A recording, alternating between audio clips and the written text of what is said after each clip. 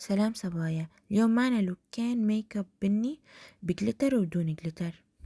بالبداية وزعنا الكونسيلر على كامل الجفن، بعدين حطينا اي شادو بني مايل على مشمشي وصرنا ندمج اطرافه مثل ما لكم شايفين. بعدين حطينا لون بني اغمق بدرجة وعلى زاوية العين وصرنا نركزه وبعدين ندمج اطرافه. بعدين حطينا اي شادو اسود كمان على زاوية العين وصرنا ندمجه. بعدين عملنا الكت كريس، نظفناه بكونسيلر ودمجنا أطرافه. بعدين نظفنا تحت العين على زاوية العين يعني، وحطينا شوية هايلايتر.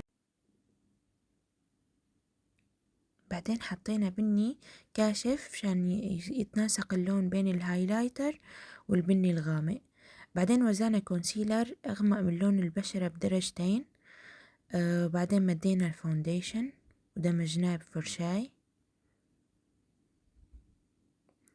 بعدين حطينا كونسيلر أكشف من لون البشرة بدرجة والبلاشر الكريمي ودمجناهم.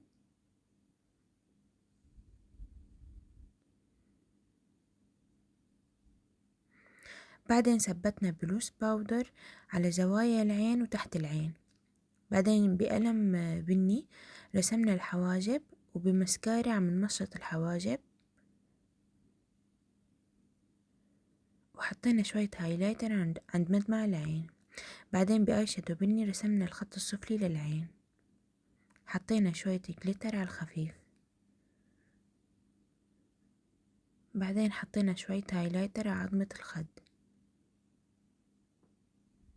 وبقلم حواجب رسمنا شوية شعرات بالأماكن الفارغة بالحاجب. بعدين ركبنا رموش وحطينا مسكرة. بعدين حطينا شوية هايلايتر على عظمة الخد، وهيك بكون خلصنا اللوك السمبل.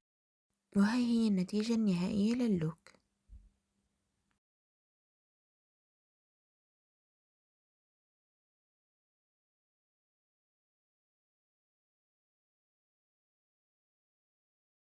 منبلش باللوك التاني، ورشينا فيكس بلاس على الوش.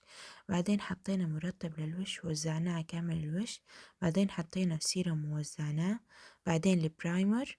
بعدين الفونديشن، خلصنا طبعا نوعين فونديشن. بعدين حطينا البلاشر الكريمي ودمجناه. بعدين الكونسيلر تحت العين ودمجناه وثبتناه. وبعدين البلاشر، وبعدين ثبتنا الكونسيلر وحطينا شوية هايلايتر. ونجي على الاي شادو، ركزنا البني بزاوية العين ودمجنا اطرافه. سوينا الكات كريس طبعا بكونسيلر، وثبتناه ب اي شادو شمر. طبعا رجعنا زودنا البني على اطراف العين. هلا نرسم مدمع العين، وبعدين ركبنا الرموش ورسمنا الايلاينر. حطينا كحل أسود بقلب العين، وعلى زاوية العين كحل بني كحل بيج. رسمنا الحواجب، وبعدين عملنا كونتور للتم، وبعدين حطينا الروج.